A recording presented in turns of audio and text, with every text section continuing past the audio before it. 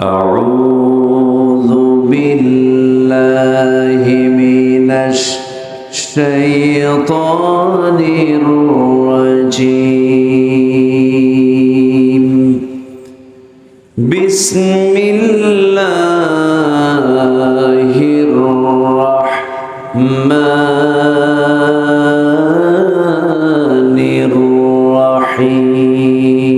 الرحيم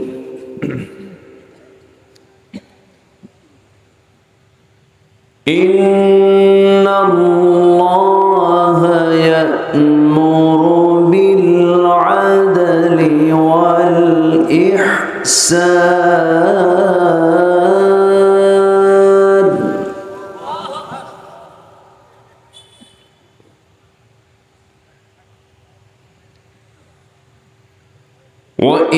وإيتاء ذي القربى وينهى عن الفحشاء والمنكر والبغي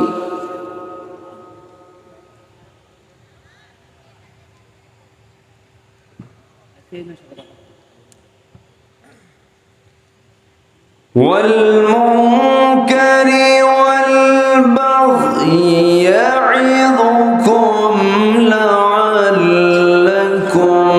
تذكرون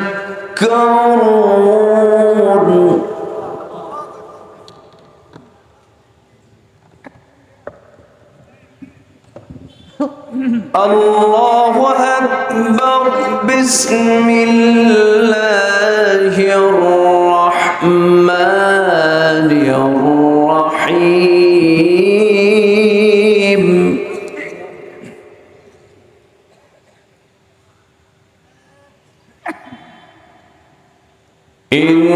إن الله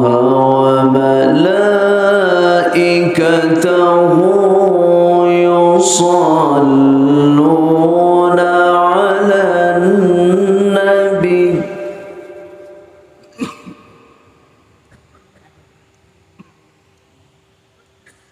يا أيها الذين آمنوا صلوا عليه وسلموا تسليما একটু আওয়াজ দিয়ে নবীর প্রেমে মাতোয়ারা হয়ে দিল থেকে কণ্ঠ উজাড় করে সবাই বলুন আল্লাহুম্মা সাল্লি আলা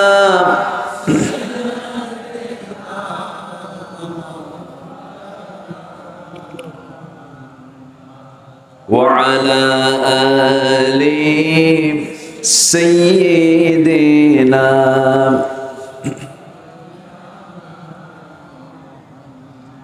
সবাই বলুন বালাগাল উলা বিকামালিহি কাশাফাত তুজা বিজামালিহি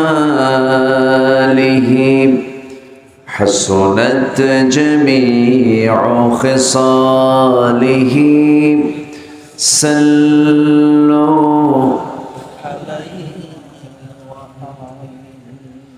আরবের বুকে মক্কার পরে যেথায় মা আমিনার ঘর খোদার রহমতে কৌসার হয়ে ঝরছে বারংবার বালাগাল উলা বিকামালিহি কাশাফাত তুজা বিজামালিহি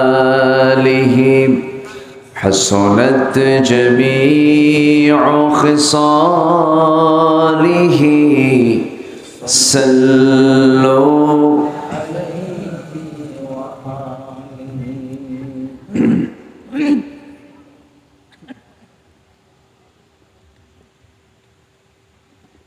উত্তরবঙ্গের প্রবেশদ্বার গেটওয়ে বগুড়া জেলার সদর উপজেলা, সদর উপজেলার শশী বদনী দারুল উলুম ফুরকানিয়া মাদ্রাসা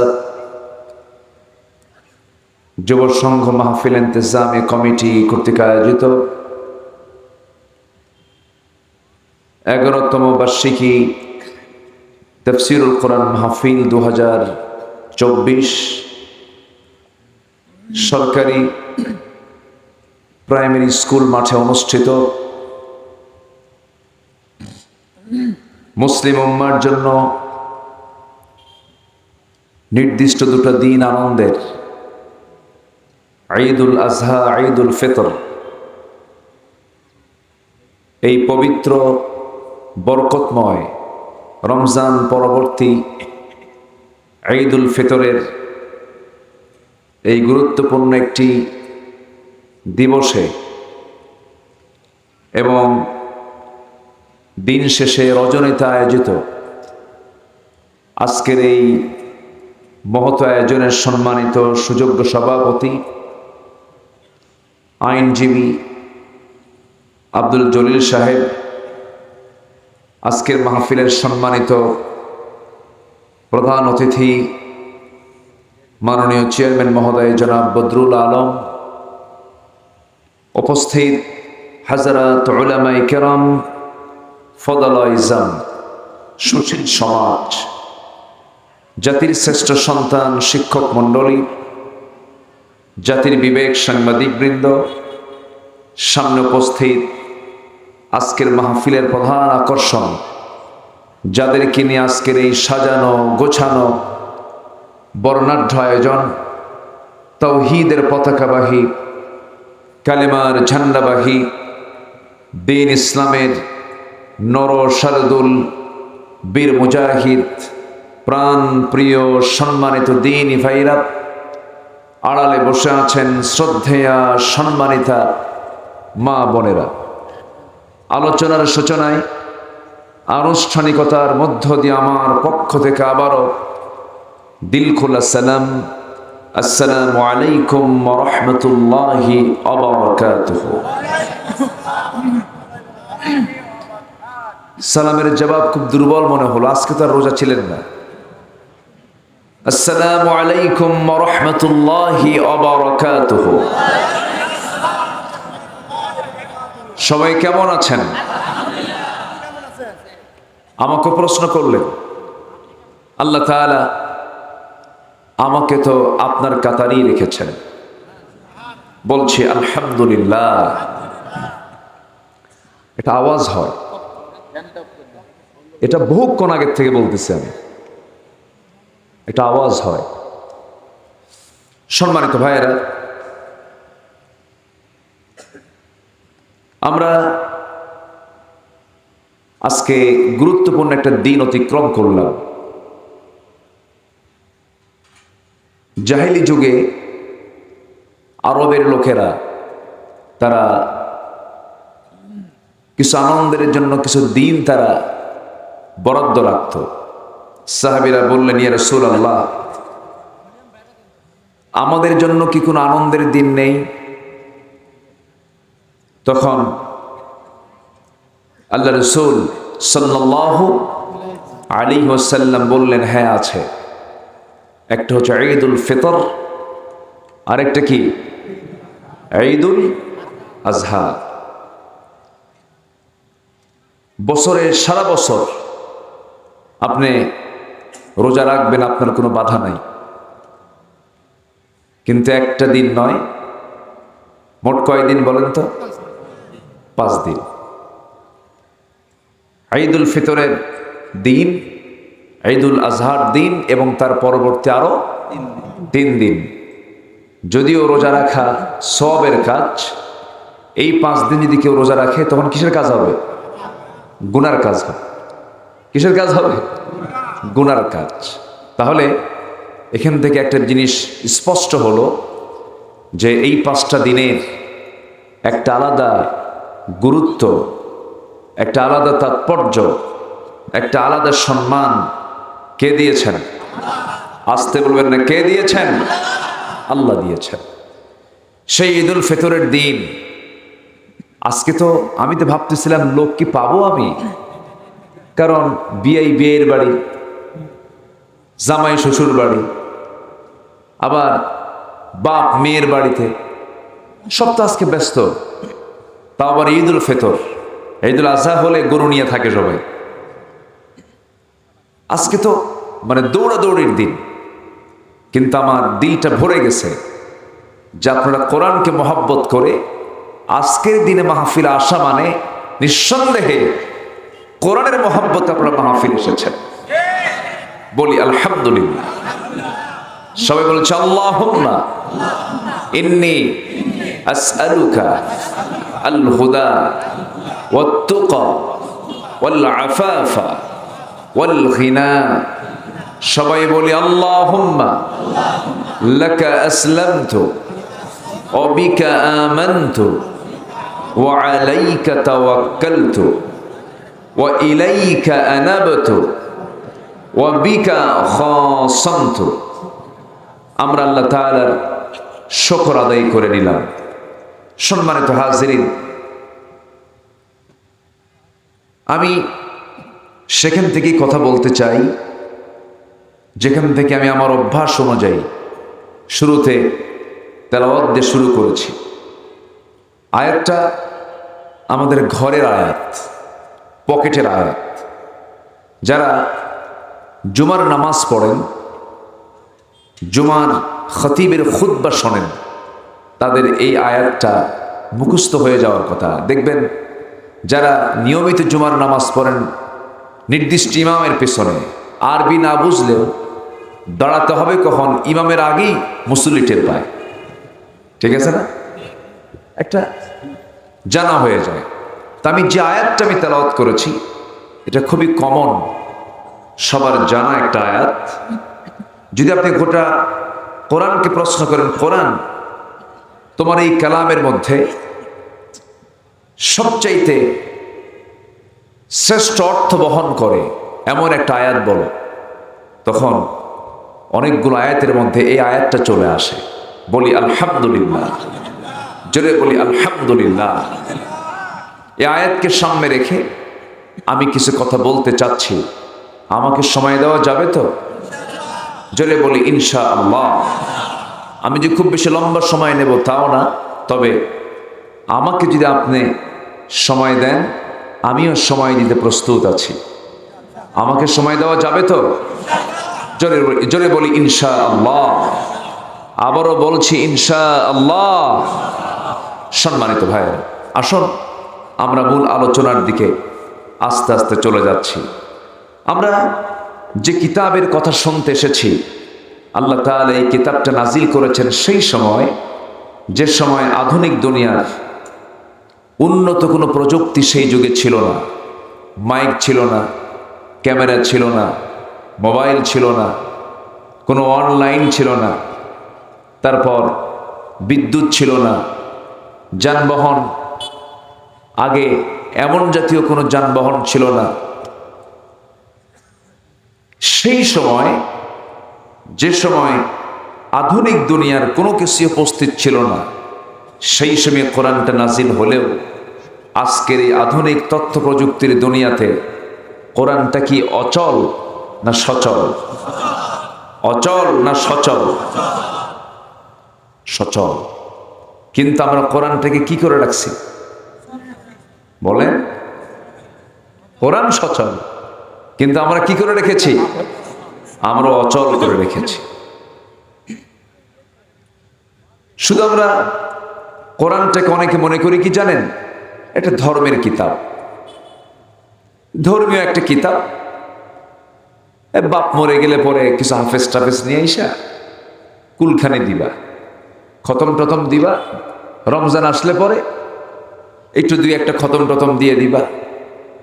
মাঝে মাঝে কিছু বুড়া চাচা গিয়ে আবার মসজিদে গিয়ে খুব গল্প করে, বলে জানো আমার বৌমা খুব ভালো, খুব পরহেজগার, ওই রমজানে 3 খতম, আমার বড় বৌমা 4 খতম, আমার নিজের বউ 2 খতম, আর আমি তো নিজেই খতম।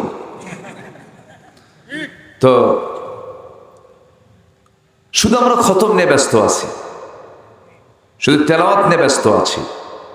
কিন্তু কোরআন যদি আজকে সমাজে সচল থাকতো, তাহলে রডের বদলে বাঁশের ইতিহাস সৃষ্টি হতো না। আমার কথা কি বুঝতেছেন আপনারা? আচ্ছা, কোরআন যদি সমাজে সচল থাকতো, তাহলে এই যে আমাদের সমাজে আমরা দেখতে পাই দুর্নীতি, অনাচার, ঠকানো, ছলচাতুরি, তারপরে চুরি, ডাকাতি, সন্ত্রাসী, খুন, মদ, জেনা, ব্যভিচার, এগুলো কি আমরা দেখতে পেতাম? দেখতে পেতাম না। তাহলে কোরআন আছে, কোরআন সচল, কিন্তু আমরা কোরআনটাকে কি করে রাখছি? অচল করে রেখেছি। আমরা কোরআনটাকে সচল করতে পারিনি, সচল করি না। আমরা কোরআনটাকে আমরা ওই যে শুধু আমরা একটা গদ বাঁধা কিছু নিয়মের মধ্যে কোরআনটাকে রেখে দিয়েছি। যদি কোনো ইমাম নামাজ পড়তে নিয়ে সূরা ফাতিহা আগে না পড়ে কুলহু দিয়ে শুরু করে, নামাজ পড়বেন কেন? সূরা ঠিক আছে, কিন্তু নিজ সিস্টেম উল্টা করেছে, নামাজ আপনি পড়বেন না, কারণ এটা পদ্ধতি নয়। সূরা ফাতিহা দিয়ে শুরু করতে হবে। তাহলে ইমাম যদি নামাজের ভিতরে শুধু একটা সূরা ঠিকই আছে, একটু ওলট পালট করেছে, ইখলাসটা আগে দিয়ে ফাতিহাটা পরে পড়েছে, আপনি তার ইক্তেদা করবেন না। ঠিক তেমনি নামাজের মধ্যে যদি আমি ইমাম কেমন ভুল দেখতে পাই, যেমন আমি তার ইক্তেদা করব না। সমাজের ভিতরে চলতে গিয়ে যদি কোরআনের বিরুদ্ধে কোনো আইন, কোনো বিধান যদি চালু হয়, এটা কি ইমানদার কখনো বিশ্বাস করতে পারে? দিল থেকে মেনে নিতে পারে? রাগ করতেছেন আপনারা? রাগ করতেছেন না তো? একটু বুঝতে হবে, ইসলাম যখন মানছি, আংশিক মানা যাবে না। আল্লাহকে যখন বিশ্বাস করেছি, আল্লাহর সকল আইনকেও বিশ্বাস করতে হবে। আল্লাহকে তো খ্রিস্টানরাও বিশ্বাস করে না? খ্রিস্টানরা আল্লাহকে মানে না? মানে। ইহুদিরা আল্লাহকে মানে না? মানে। কিন্তু ওই মানা দিয়ে কি জান্নাত পাবে? ওই মানা দিয়ে কি ঈমান আছে? না। আমেরিকার জো বাইডেন, এরপরে রাশিয়ার ভ্লাদিমির পুতিন, এই যে বড় বড় পরাশক্তিগুলো, এই সমস্ত খ্রিস্টান ইহুদিরা, তারা কিন্তু আল্লাহকে ঠিকই মানে, কিন্তু আল্লাহকে বিশ্বাস করতে গিয়ে পেঁচ লাগায় দেয়। এরা বলে ওয়াকালাতিল ইয়াহুদু উযাইরুন ইবনুল্লাহ ওয়াকালাতিন নাসারাল মাসীহু ইবনুল্লাহ। ইহুদিরা বলে ওজায়ের হলো আল্লাহর ছেলে, নাসারা যারা খ্রিস্টান যারা, তারা বলে ঈসা হলো আল্লাহর ছেলে। যেরকম নাউযুবিল্লাহ। ঈমান আছে না গেছে? আল্লাহকে মেনে তো কোনো লাভ হলো না। আমার বন্ধুগণ,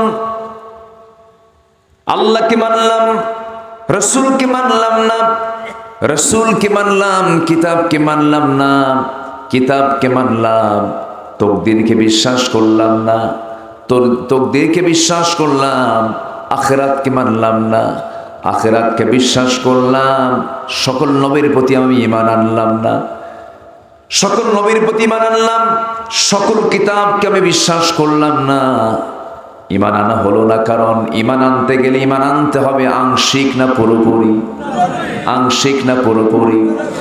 আল্লাহ রাব্বুল আলামিন বলেন আমানার রাসূলু বিমা উনজিলা ইলাইহি মির রাব্বিহি ওয়াল মুমিনুন কুল্লুন আমানা বিল্লাহি ওয়া মালাইকাতিহি ওয়া কুতুবিহি ওয়া রুসুলিহি লা নুফাররিকু বাইনা আহাদিম মির রুসুলিহি وقالوا سمعنا وأطعنا غفرانك ربنا وإليك المصير। জোরে বলুন আল্লাহু আকবার। আল্লাহকে মানতে কি পুরোপুরি ঈমান আনতে হবে। ঈমানের যতগুলো দিক আছে সবগুলোর প্রতি বিশ্বাস আনতে হবে। আল্লাহ রাব্বুল আলামিন আরেক জায়গায় সুন্দর করে মুত্তাকির পরিচয় দিচ্ছেন। যারা পারেন ঠোঁট মিলিয়ে বলুন, আল্লাযীনা ইউমিনুনা বিল গায়বি ওয়া ইউকিমুনাস সালাতা ওয়া মিম্মা রাযাকনাহুম ইউনফিকুন والذين يؤمنون بما أنزل إليك وما أنزل من قبلك وبالآخرة هم يوقنون جل الله أكبر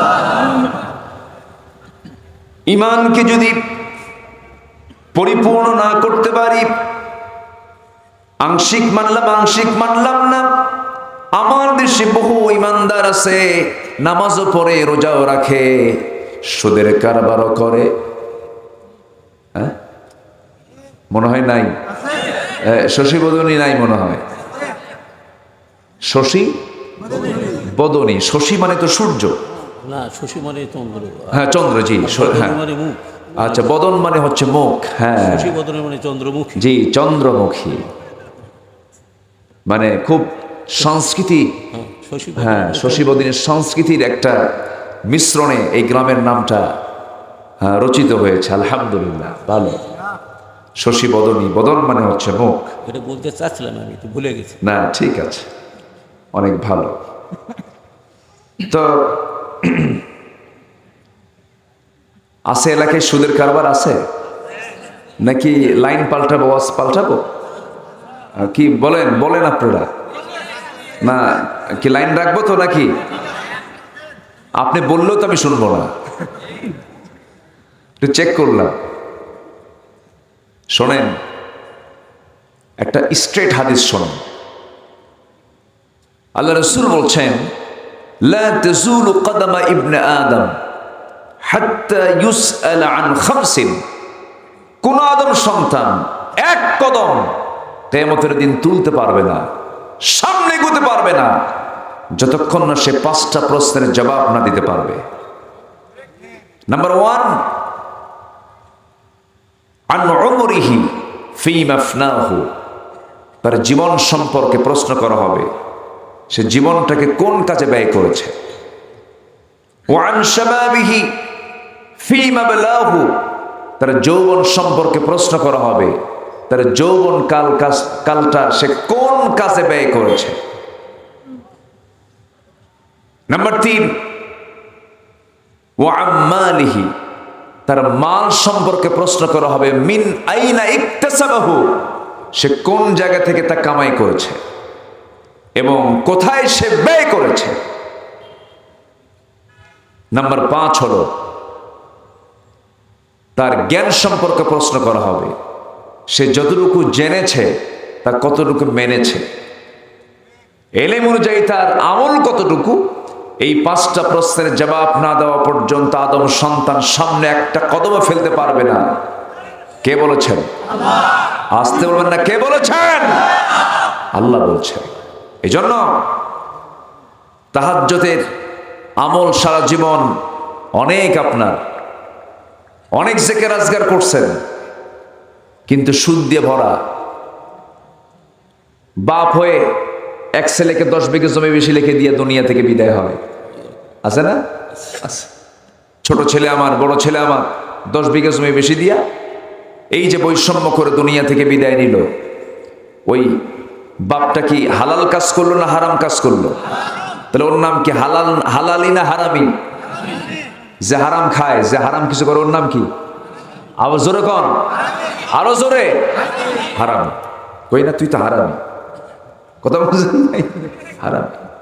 রাগ করতেছেন আপনারা? অনেক সন্তান কিন্তু মাহরুম হয়। এলাকায় মনে হয় না? হয়।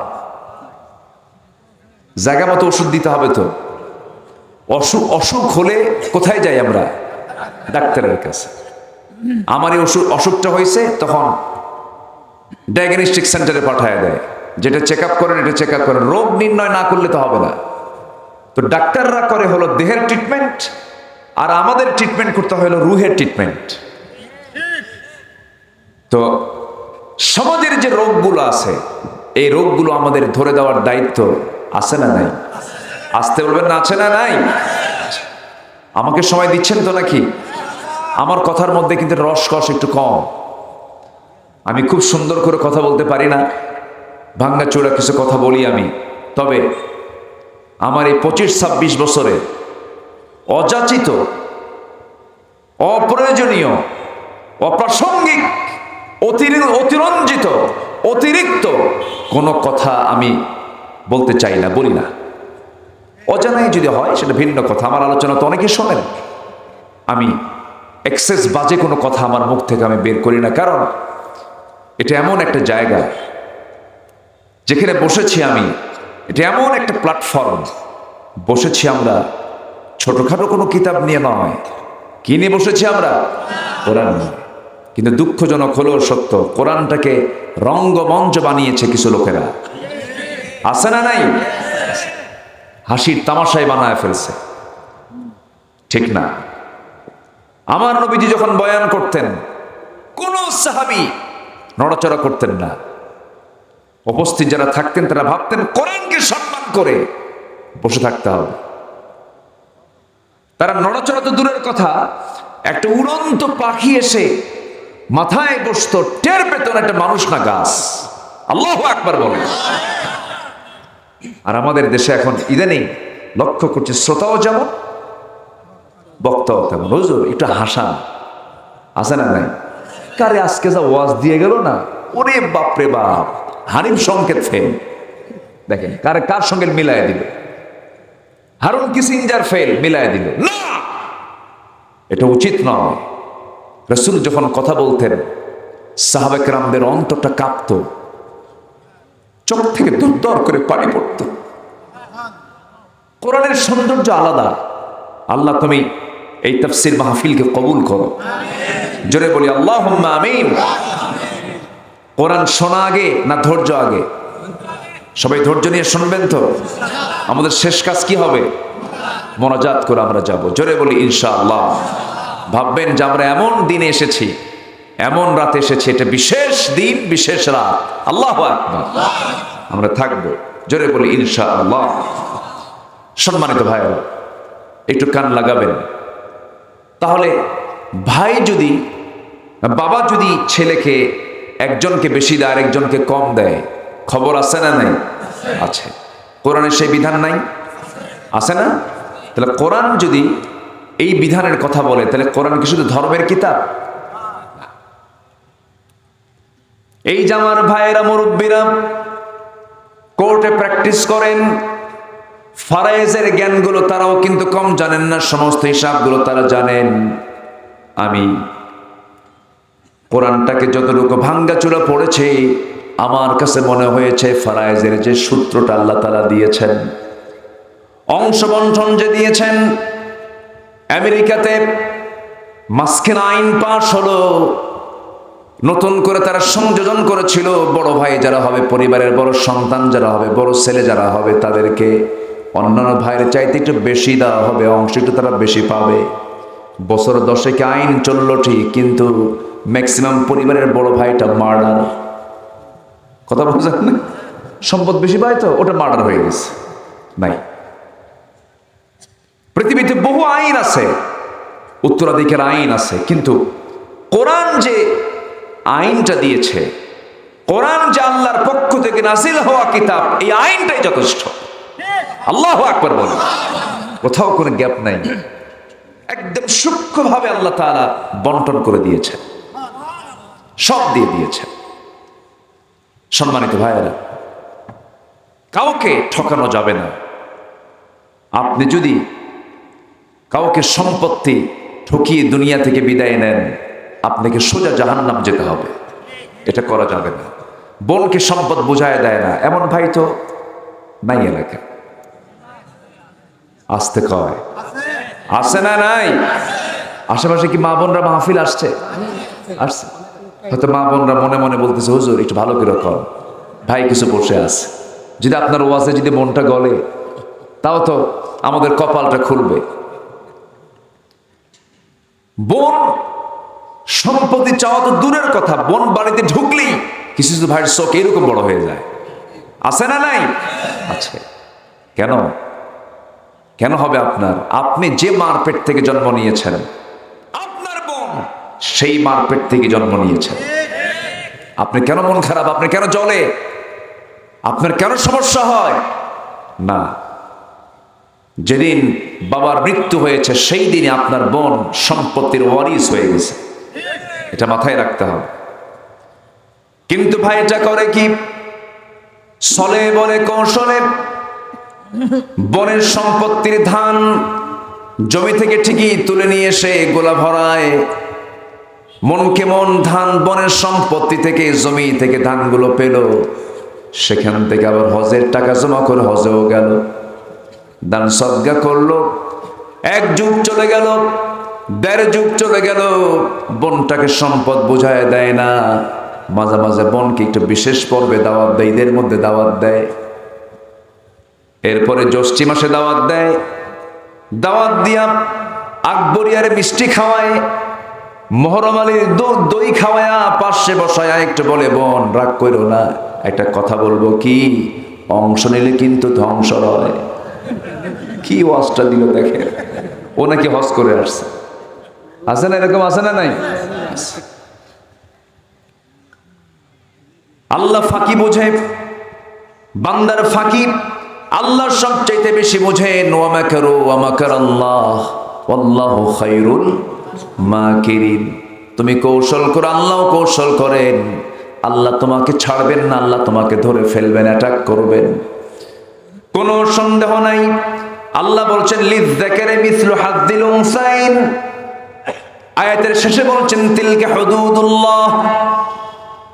আমি যে অংশ বন্টন দিয়েছি এটাকে যে লঙ্ঘন করবে, জেনে রেখে দিয়ে এগুলো হচ্ছে আমি আল্লাহ আমার সীমা। সীমা লঙ্ঘন করবে তো তোমার ধ্বংস হয়ে যাবে। বান্দার হক নষ্ট করে যে বান্দা দুনিয়া থেকে বিদায় নেবে, আল্লাহ তাকে জাহান্নাম ঢুকাবেন। নাউযুবিল্লাহ। অনেক হাজী সাহেব আছেন, মেয়ে 6-7টা, ছেলে মাত্র একটা। হজ করতে যাবেন, বোনদেরকে ডাক, মেয়েদেরকে ডাক দে, বলে আমার মেয়েরা বিয়ে তো দিচ্ছে আমি নিজে তোমাদেরকে, স্বামী সংসার করে খাচ্ছ, আমার একটা মাত্র ছেলে, হজে যাব, ফিরতেও পারি নাও ফিরতে পারি, আমার যে জমা জমিগুলো আছে যদি মইরা যাই আর তো দেশে ফিরতে পারবো না, আমার একটা মাত্র সন্তান এতিম হয়ে যাবে। অতএব তোমরা যে অংশগুলো পাবে আমার মৃত্যুর পর, সে অংশগুলো আমার জীবদ্দশা আমার ছেলের নামে লিখে দে। এরকম সন্ত্রাসী বাপ নাই? এটা কি বাপ কন্ত? এর আগে কইছে হারামি, এবার কইলাম কি? সন্ত্রাসী। শোনেন, খালি পিতামাতার খেদমত ঠিক আছে, পিতামাতাও কিছু ভুল করে, আছে না নাই? আছে না? ভুল আছে না? 90%-এর উপরে। হ্যাঁ, পিতামাতাও কিছু ভুল করে। হ্যাঁ, তবে ওয়াইন আমারাকা, তোমার আব্বা তোমার মা যদি তোমাকে বাড়ি থেকে বেরও করে দেয়, কিচ্ছু বলতে পারবে না, এটা ঠিক আছে। বাপমার বিচার করার ক্ষমতা পৃথিবীর কোন সন্তানের নাই। যে সন্তান বাপ মার বিচার নিয়ে মানুষের কাছে যায়, ওটা একটা কাপুরুষ, বেয়াদব।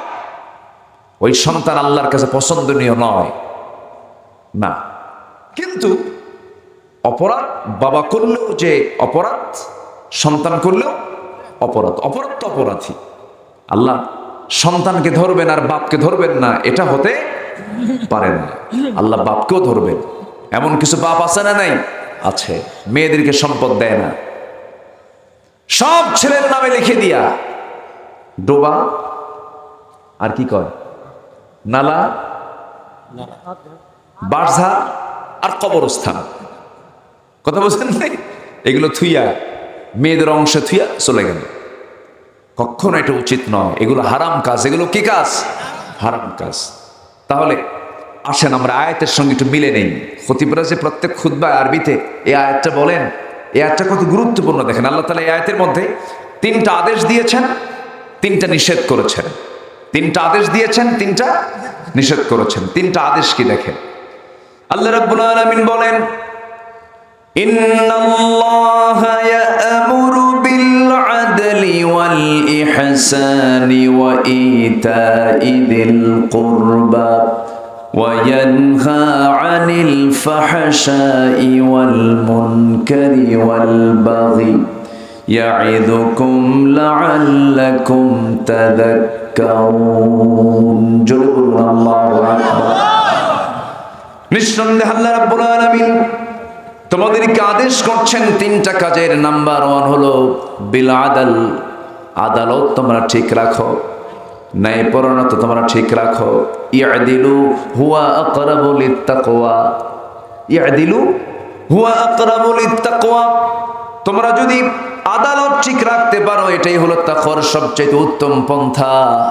আল্লাহ রাব্বুল আলামিন কাল হাসরের ময়দানে কোনো ছায়া থাকবে না আরশের ছায়া ছাড়া। আরশ আজিমের ছায়ায় 7 শ্রেণীকে আল্লাহ তাআলা আরশ আজিমের ছায়ায় জায়গা দিবেন। এর মধ্যে 1 নম্বর শ্রেণী হচ্ছে এই ইমামুন আদিল, যারা ন্যায়পরায়ণ শাসক ছিল। যেরকম সুবহানাল্লাহ। আদাল, আদিল, আদিলকে আল্লাহ তাআলা ন্যায়পরায়ণ, যারা স্ট্রেট ফরওয়ার্ড, যারা অন্যায়কে প্রশ্রয় না দিয়ে ন্যায়ের পক্ষে যারা কাজ করেছে, এই জাতীয় লোককে আল্লাহ তাআলা আরশ আজিমের ছায়ায় জায়গা দিয়ে দিবেন। 7 শ্রেণীর 1 নম্বর শ্রেণী হলো ইমামুন আদিলুন, ন্যায়পরায়ণ বিচারপতি, যার বিচারের ভিতরে কোনো পক্ষপাতিত্ব নাই, কোনো পার্সিয়ালিটি নাই, যার বিচারের মধ্যে কোন প্রকার 2 নম্বরই নাই। সেই বিচারককে আল্লাহ তাআলা 1 নম্বর স্থান দিয়ে আরশ আজিমের মেহমান বানানোর ওয়াদা করেছেন। তাহলে বিচারকের দাম আছে না নাই? বিচারকের দাম কে দিয়েছেন? আসল বিচারককে, আসল বিচারককে। তাহলে বিচারকের কাতারে যে বান্দাগুলো থাকে তারা বিচার করে, আবার বিচারকের বিচারককে আল্লাহ তাআলা। এই জন্য বিচারকের দাম, আদিলের দাম, একজন জাস্টিসের দাম আল্লাহর কাছেও বেশি।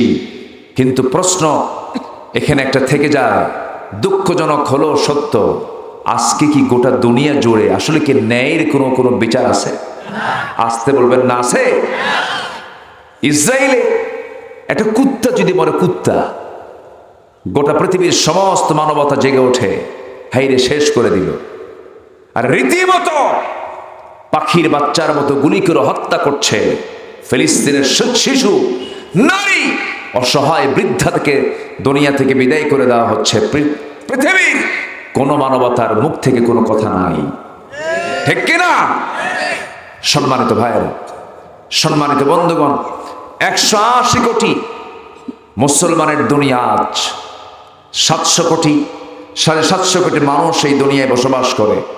এর মধ্যে 180 থেকে 200 কোটি মুসলমান পৃথিবীর বাসিন্দা হওয়ার পরেও মাত্র 1 থেকে 100 কোটি ইহুদির বাচ্চাদেরকে দমন করা যাচ্ছে না।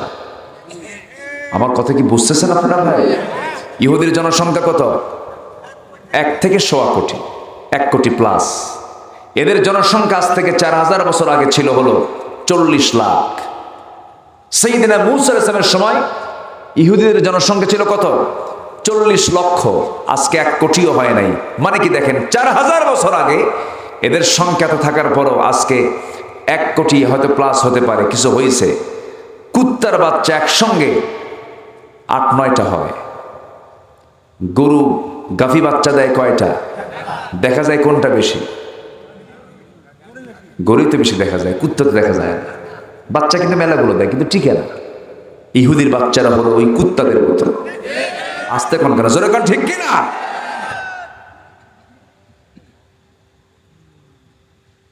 চার হাজার বছর আগে যদি ওদের সংখ্যা যদি 40 লক্ষ হয়, আজকে তো 200 কোটি আড়াই হওয়ার কথা, কিন্তু টিকে না। কেন টিকে না? দ্বিতীয় বিশ্বযুদ্ধ হলো, দ্বিতীয় বিশ্বযুদ্ধ 1945 না? আচ্ছা, এই দ্বিতীয় বিশ্বযুদ্ধে জার্মানির এডলফ হিটলার সে গ্যাস চেম্বারে তুলে একদিনে, এট এ টাইম, গ্যাস চেম্বারে তুলে 60 লক্ষ ইহুদিকে একদিনে মারছে। সুবহানাল্লাহ কইলেন? আচ্ছা, যাই হোক, যা কইছেন। আচ্ছা, তাহলে 60 লক্ষ ইহুদিকে মেরে কিছু ইহুদি রেখে দিয়েছিল ইডলা ফিটলা, যে সবগুলো মারলাম না, দুই একটা রাখলাম। কেন মারছি তোরা টের পাবি। এখন কি টের পাওয়া যায়? টের পাওয়া যায়? একটা জাত, এরা কঠিন জাত, প্রচন্ড বাঁকা জাত। এরা নবীকে পর্যন্ত ছাড় দেয়নি। আমার নবীর খাবারের মধ্যে এরা বিষ ঢুকিয়েছিল। এরা অসংখ্য নবীকে দুনিয়া থেকে বিদায় করেছে। এই রমজানে কত শিশু, আরে ফিলিস্তিনের দিকে তাকালে মনে হয় পৃথিবীতে মানুষ আছে কিনা। মুসলমান আজকে কবরে, আর ইসলাম হলো কিতাবে। ইসলাম কোথায়?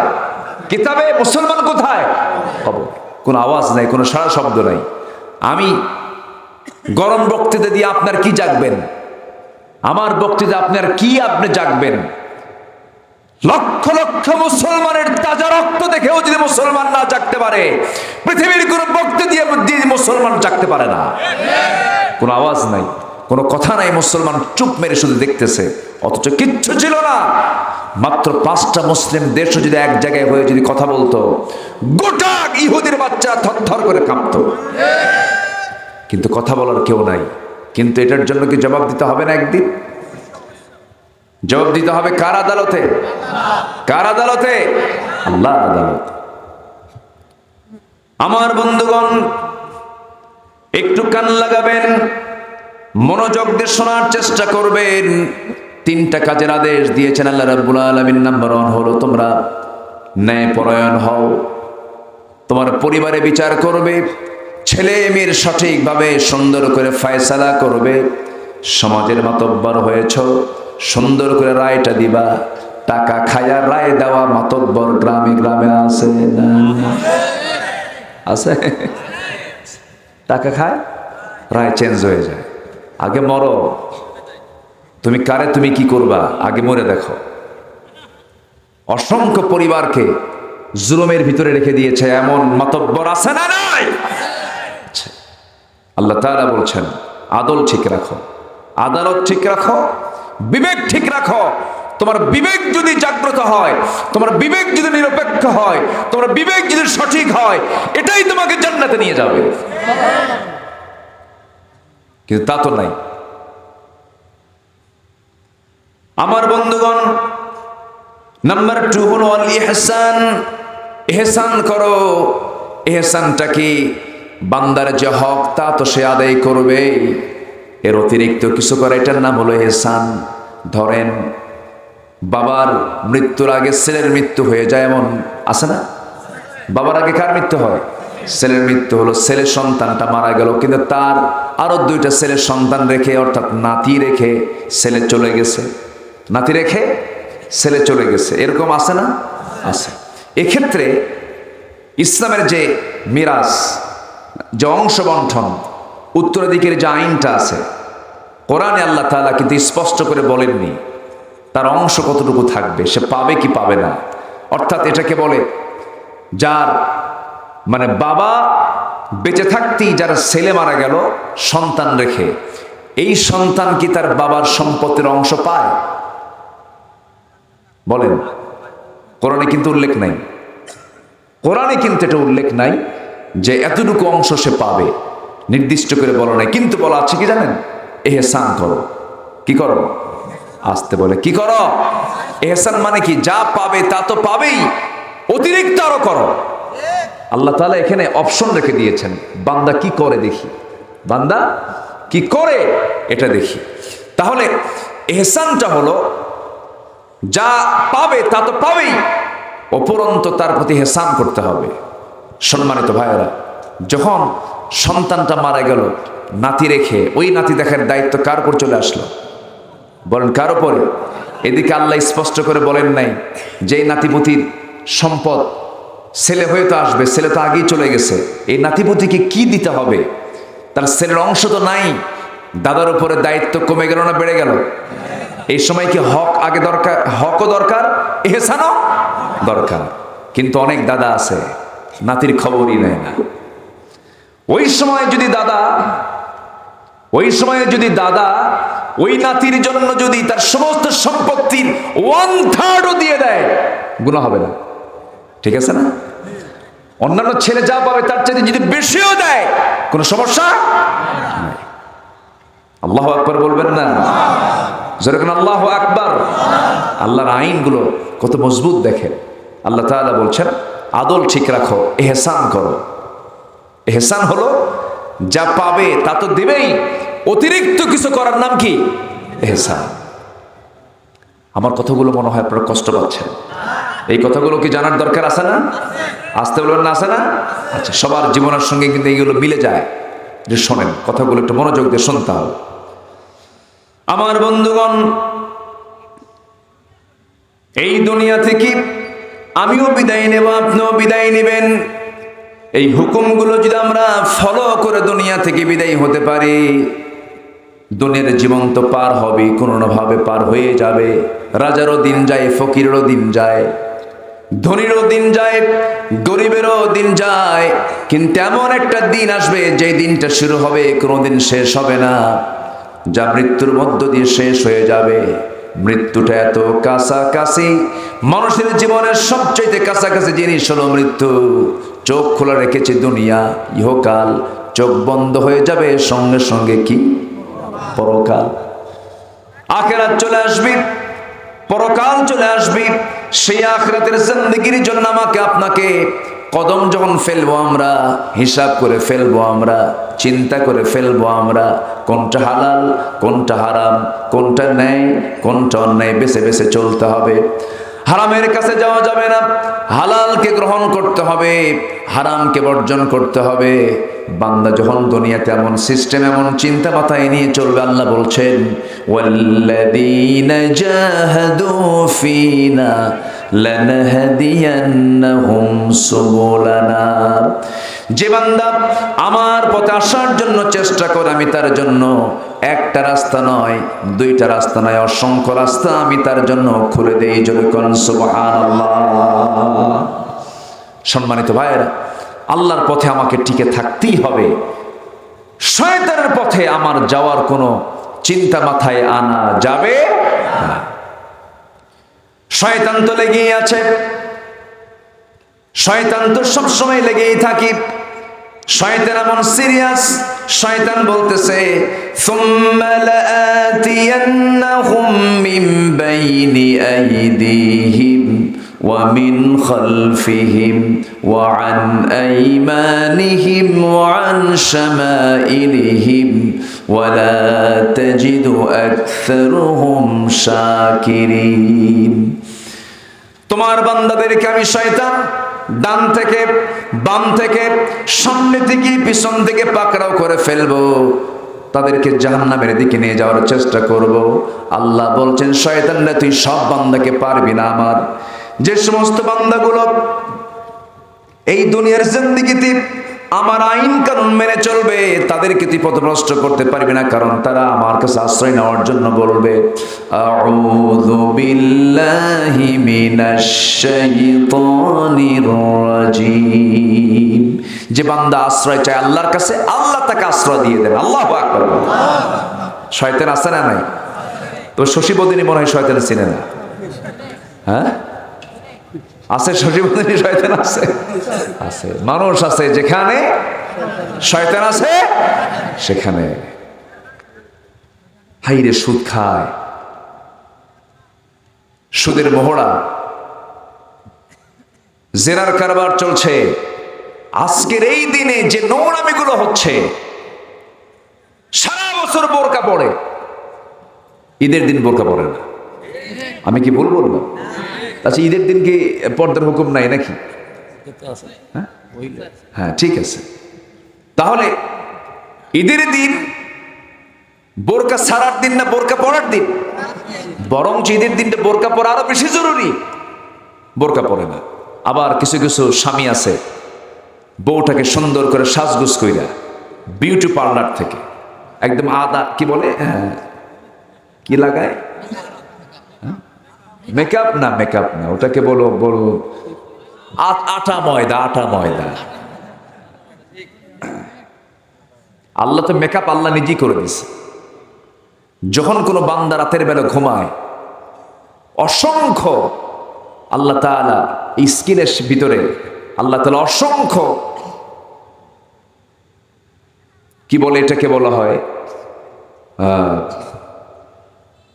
মানে আমার চেহারাকে সুন্দর রাখার জন্য আল্লাহ তাআলা বিশেষ প্রসাধনের মধ্য দিয়ে ঘুমন্ত বান্দাকে আল্লাহ তাআলা সুন্দর করার জন্য গোটা রাত ধরে মেকআপ করে দেয় ফেরেশতার মাধ্যমে। আল্লাহু আকবার বলে। সে ঘুম থেকে জাগা পেয়ে যায়, মরা মরা কোষগুলো আল্লাহ তাআলা তাজা করে দেন। আল্লাহু আকবার বলে। মরা মরা কোষগুলো কি করেন? তাজা করে দেন। অথচ বান্দা এগুলো পছন্দ করে না।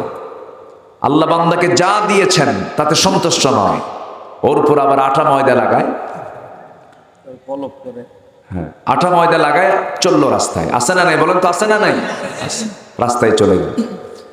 আবার কিছু স্বামী আছে বউটাকে সুন্দর করে সাজগোজ কইরা হুন্ডার পিছনে তুলে বলে চলো একটু ঘুরি, গোটা দিন ঘোরে আর বন্ধুদেরকে দেখে বলে বন্ধু দেখো তো বউটা দেখতে কেমন, দেখেন তো, দেখছেন তোর বউ তুই দেখ, তুই বন্ধুকে দেখাবি কেন? এরকম কিছু লোক আছে না? আবার নিজের বউয়ের ছবি ফেসবুকে পোস্ট করে, পাবলিক কইরা লেখে প্রিয় বন্ধুরা আসুন আমার বউটাকে সবাই মিলে জামাতের সাথে দেখি। যেরকম নাউজুবিল্লাহ।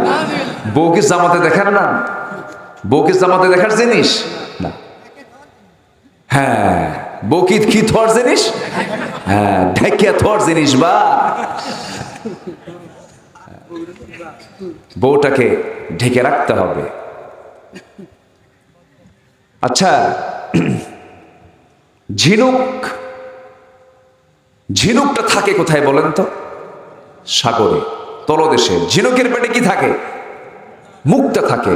আর মুক্তা থাকে ঝিনুকের পেটে। কত দামি জিনিস আল্লাহ তাআলা কিভাবে পর্দার মধ্যে রেখে দিয়েছেন। যত দামি জিনিস সব পর্দার ভিতরে। এই পৃথিবীতে সবচেয়ে দামি সম্পদ হলো নেক স্ত্রী। সেটা কি প্রকাশ করা না ঢেকে রাখা? প্রকাশ করা না ঢেকে রাখা? ঢেকে রাখা।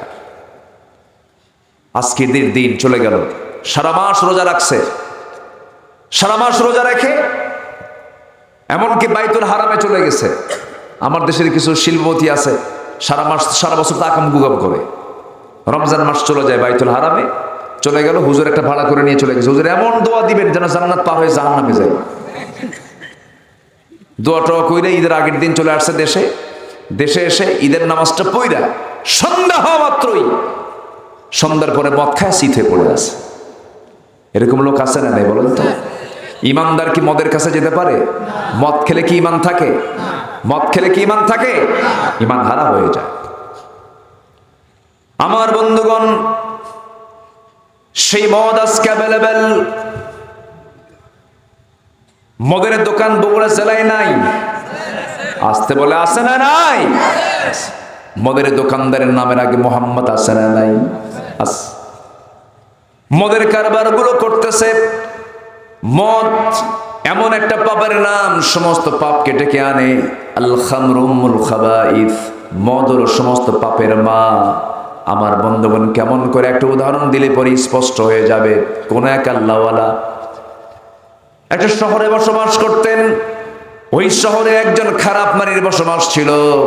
ওই খারাপ নারী একদিন মনে মনে চিন্তা করলো, এই আল্লাহওয়ালাকে আমি টার্গেট করব। সেই চরিত্রহীনা ওই পতিতা নারীটা আল্লাহওয়ালাকে টার্গেট করে একদিন কোনো মতে ঘরের মধ্যে তুলে ফেলেছে। ঘরের মধ্যে তুলে ফেলে আল্লাহওয়ালাকে লক্ষ্য করে মহিলা বলতেছে, আপনি আমাকে চিনতে পারেন নাই মনে হয়, আমার পরিচয়টা হলো আমি অমক। আপনি এমন জায়গায় এখন আপনি বেকায়দায় আছেন, চিল্লান, আমি যদি একটা চিল্লান মারি আপনার মান সম্মান ভুলণ্ঠিত হয়ে যাবে, আপনার মান সম্মান থাকবে না। অতএব এখান থেকে আপনি যদি নিরাপদে যেতে চান, 3টা কন্ডিশন আমি আপনাকে দিচ্ছি। নাম্বার 1, এই যে মদের বোতল, আপনাকে মদের বোতল থেকে মদ খেতে হবে। নাম্বার 2 হলো আমার সঙ্গে জেনা করতে হবে। এটাও যদি রাজি না হন, এই ছোট্ট একটা শিশু আছে, শিশুর সঙ্গে আপনার জেনা করতে হবে। এই 3টি কাজের যে কোনো একটা কাজ আপনাকে করতে হবে। আল্লাহওয়ালা মনে মনে চিন্তা করতেছে, কেমন করে কিভাবে করি। মদের বোতল তো হাতিয়ে দেওয়া যাবে না, জেনার কাছে গেলে তো ইমান থাকবে না, কোনো ক্রমেই তো মানুষ হত্যা করা যাবে না। মহা চিন্তা আল্লাহওয়ালা পড়ে গেছেন। খুন তো মারাত্মক গুনাহ।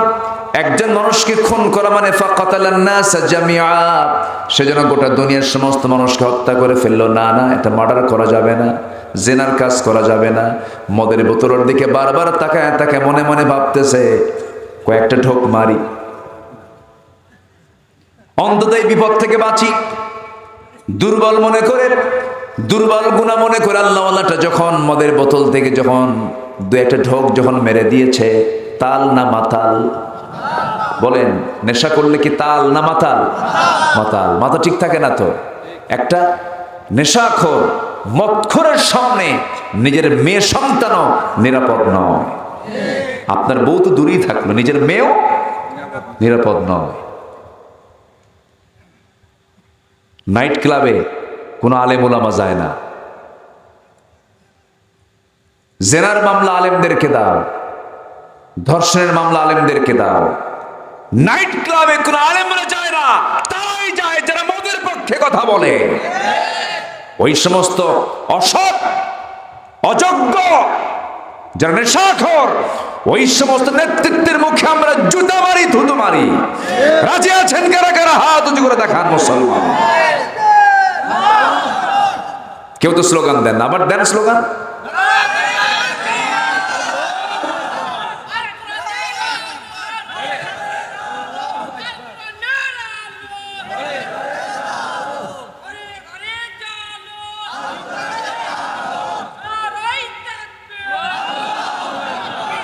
আমার নেতা তোমার নেতা, নারায়ে তাকবীর। কোরআন আছে যেখানে, আলেম ওলামা যেখানে। আল্লাহ কবুল করুন, আল্লাহ কবুল করুন। রাগ করতেছেন মনে হয়, কষ্ট পাচ্ছেন না তো? বলি আলহামদুলিল্লাহ, জোরে বলি আলহামদুলিল্লাহ। সেই মদ অ্যাভেলেবেল। আচ্ছা, এখন যে ইদানিং আমরা যত ভূমিকম্প দেখি, এত ভূমিকম্প কি আমাদের 20 বছর আগে ছিল? ভূমিকম্পের পরিমাণ কমছে না বাড়ছে? বাড়ছে। কেন জানেন? মদের বোতল কমছে না বাড়ছে? নাচ গান, ঈদের দিন কি ডিজে গান বাজানোর দিন? আজকে ডেক্সেট বের করে শব্দ বোমা দিয়া, শব্দ দূষণের মধ্য দিয়ে গোটা জনপদে এই যে গান বাজনা, এটা কি ঈদের দিনের বৈশিষ্ট্য? ইসলাম যদি সমাজে চালু থাকতো, এই সাহস কি পেত তারা? ঈদের দিন মানে কি সিনেমা দেখা? ঈদের দিন মানে কি নোংরামি করা? ঈদের দিন মানে কি বয়ফ্রেন্ড গার্লফ্রেন্ডকে নিয়ে ঘোরাঘুরি করা? আজকের দিনে কি হয়নি এগুলো? আজ থেকে হয় নাই। এই তো আশেপাশেই তো, সব আশেপাশেই তো। তো ওই তো, হ্যাঁ, খবর টবর তো ভালোই রাখেন দেখি।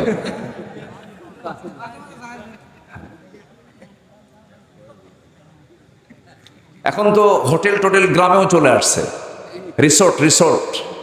ওই যে মানে পরে পানির উপরে ফাঁকা চড়ার মাঝখান দিয়া ছোট্ট ছোট্ট কবুতরের ঘর, সব জোড়া জোড়া ওখানে কপতি, হ্যাঁ, বাকবাকুম, সব ওখানে বসে থাকে। বসে বসে ঘন্টার পরে ঘন্টা গল্প একটাই, তুমি আমার আমি তোমার। সাবজেক্ট কিচ্ছু নেই। কিন্তু বিয়ের আগে এগুলো করবা, বিয়ের পরে মজা পাবা না। বিয়ের পরে হবে কিলে, কোনো মজা পাবা না। এগুলো নোংরামি বাদ দিতে হবে। বিয়ের আগে কোনো প্রেম হয় না, প্রেম হয় বিয়ের আগে না বিয়ের পরে। যারা বিয়ের আগে প্রেম করে তাদের প্রেম বিয়ের আগেই শেষ। বিয়ে করার পরে আর প্রেম হবে না, খালি ঘুতাঘুতি আর কিলে, শান্তি পাবা না। এগুলো করা যাবে না। যুবকরা রাগ করতেছো নাকি? তোমরা রাগ করো না, এগুলো করা যাবে না, লাভ নাই এগুলো। যখন চুলকানি হয়েছে কিনা আপনাদের? আমার হয়েছিল, আমার একটু দাউদ হয়েছিল। খুব যখন চুলকায় খুব মজা পাওয়া যায়, খুব আমরা চুলকাতেই থাকি। কিন্তু যখন চুলকানি থামে তখন কি হয়? হ্যাঁ, তখন কি হয়? পানি লাগলে খাই রে, হাই কি অবস্থা। তো মজা তো ঠিকই পাবা, কিন্তু ওই মজা হলো দাউদের মজার মতো। পরে আরাম নেই, পরে শান্তি নেই। ওগুলো করো না, এগুলো বাদ দিতে হবে।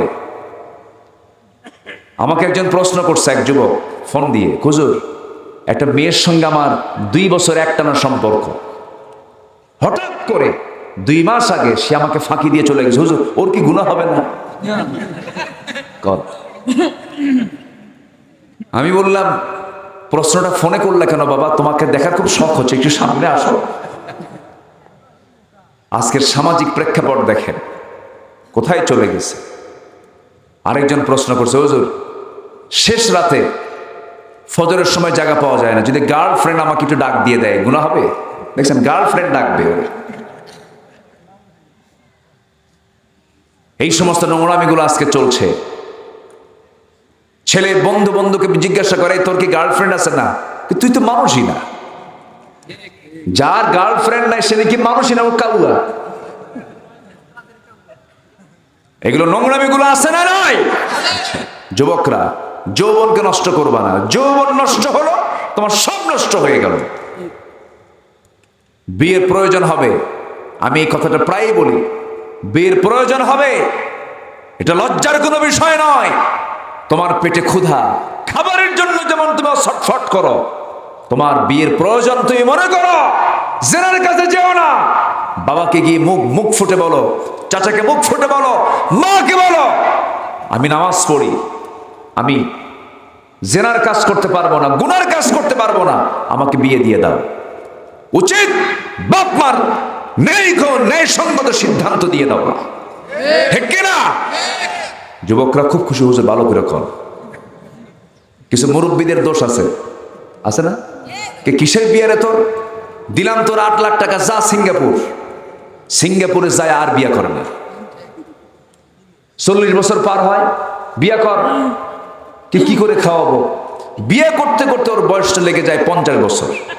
বিয়ে করে 50 বছরে বাপ হয় 60 বছরে। 60 বছরে যখন বাপ হয়, ওই সন্তানের রাস্তায় হাঁটলে সবাই বলে, এই ছেলে এটা তোমার দাদা না নানা। লাভটা হলো কি? অতএব সবকিছুই হতে হবে সুসময়ে। রিজিকের দায়িত্ব কার? আসতে বলে, রিজিকের দায়িত্ব কার? খাওয়ান কে? আল্লাহ খাওয়ান।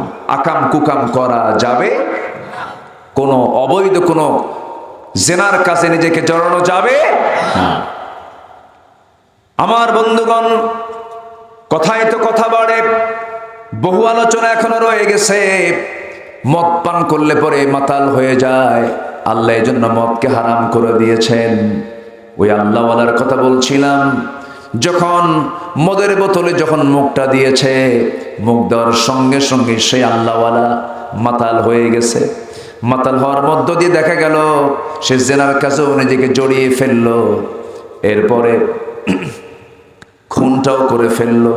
তাহলে এখন যে আমি বলেছি, মদ যে সমস্ত পাপের মা, সমস্ত পাপের মূল যে মদ আছে যেখানে, জেনা আছে সেখানে, জেনা আছে যেখানে, খুন আছে সেখানে, ঠিক কিনা? মানে একটা আরেকটাকে টেনে আনে। সেই মদ আমাদের দেশে অ্যাভেলেবেল। মদ পান করলে পরে কোনো অপরাধ নেই, কিন্তু মদের বিরুদ্ধে কথা বললে তখন বলা হয় এটাই জঙ্গিবাদ, এটা সন্ত্রাসী, এটা মৌলবাদ। আমরা হকের পক্ষে কথা বলবো, কোরআনের পক্ষে কথা বলবো। যত গালি আসুক, যত হুমকি ধামকি আসুক, আমরা কাউকে পরোয়া করব না। এটাই হলো ঈমান। এটা কি বলেন? ঈমান। আমরা ঈমানকে লালন করব। জোরে বলি ইনশাআল্লাহ, আরো জোরে বলি ইনশাআল্লাহ। নামাজ হতে হবে কয় ওয়াক্ত? সবাইকে 5 ওয়াক্ত নামাজ পড়ি। রমজান মাস না সারা মাস? রমজান মাস না 12 মাস? রমজান মাসের মুসল্লি আছে, রমজান গেছে মুসল্লিও গেছে। আমরা কি রমজানের মুসল্লি না সারা বছরের মুসল্লি?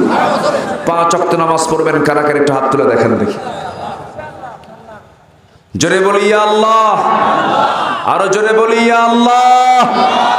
আমাদেরকে 5 ওয়াক্ত সালাত আদায় করার তৌফিক তুমি আল্লাহ দিয়ে দাও। জোরে বলি আমিন, জোরে বলি আমিন। আল্লাহ কবুল করুন, আল্লাহ কবুল করুন। তবে খারাপ কাজে আমরা জড়াবো না, হারাম কাজে আমরা জড়াবো না। চরিত্রকে সুন্দর রাখবো। হাজারো নফল ইবাদতের চাইতে চরিত্র সুন্দর রাখাই উত্তম। আল্লাহু আকবার। চরিত্রকে আমরা গঠন করব। আমার নবী যেরকম করে একদিন বয়ান করছিলেন, বয়ানের মাঝে হঠাৎ করে বলেন, সাহাবীরা আমি কি তোমাদেরকে একটা ইতিহাসের কথা বলবো? সাহাবীরা বলেন, ইয়া রাসূলুল্লাহ আপনি বলুন, ইতিহাসটাকে আপনি বলুন। আমার রাসূল সুন্দর করে সবাইকে সামনে নিয়ে বসলেন। দেখো, বনি ইসরাইল যুগে তিনজন আল্লাহর বান্দা ছিল, তারা ইয়াং ছিল, যুবক। এই তিন ইয়াং যুবক তারা একসাথে একটা সফরে বের হলো। তো সফরে বের হওয়া মাত্র প্রচন্ড ঝড় উঠলো, এমন ঝড়,